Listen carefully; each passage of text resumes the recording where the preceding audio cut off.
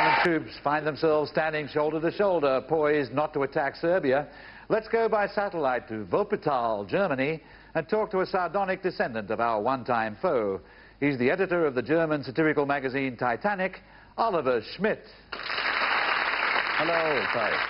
Oliver, we have a saying here when we're talking to Germans, we don't mention the war, but this war we can mention because this one, Germany has decided not to go marching into Serbia. Is that right?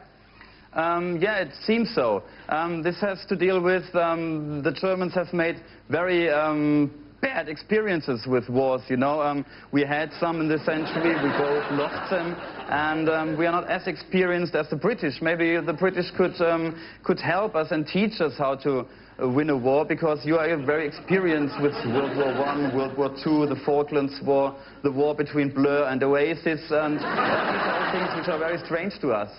Oliver, we've got green pressure groups here, but we haven't got a green party like yours.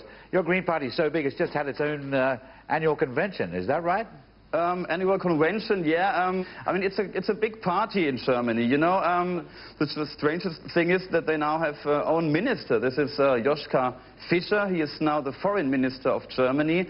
This very strange party conference in Bielefeld looked like a war itself, really, you know, between pacifist cowards and militant muesli eaters. And a naked man was walking around like that, and a man in woman's clothing, he threw paint at Mr. Fischer. Yeah, Oliver, do you think you could hold that newspaper up again? I wanted to ask you something about yes. that word besoodled. Yeah. What does that mean, besoodled?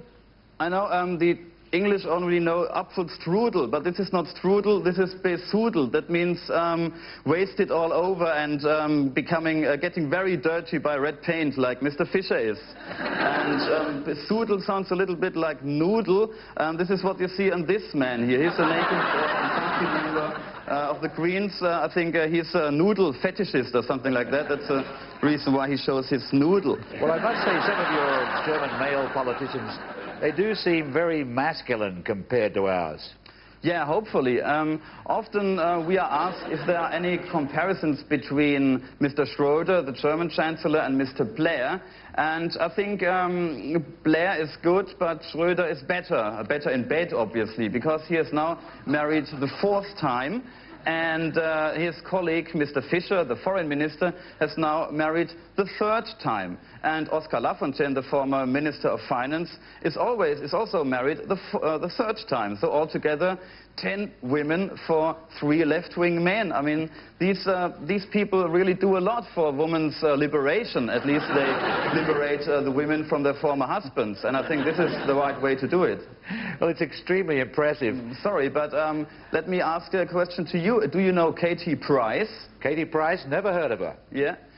Katie Price is world famous in Germany. She's an English tit model. She's the German equivalent to the Sun. It's a Bild-Zeitung. And they ask, Doch Liebe, is it love? Because she claims to be in love with Schumacher 2, with Ralf Schumacher, you know, the little Schumacher. I mean, it's very hard to tell the difference of the Schumachers. They look like clones, really. They are. But Schumacher 2 says that this English model tried to put him to take him in the pit stop. That's the reason why she's called the pit stop slag in Germany.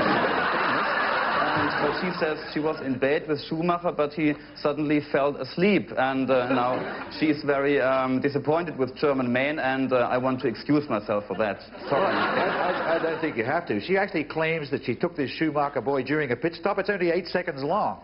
Yeah, man, I mean, he had a loose tire, but after that he lost some spare parts as well, and maybe this was the experience which he doesn't want to do again.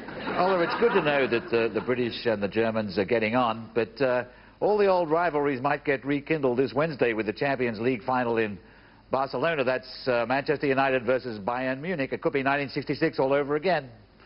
Yeah, I think the British have a very good chance to win, at least if they have a corrupt referee like in 1966. But if that is the case, it should work. And so both thumbs up for the British.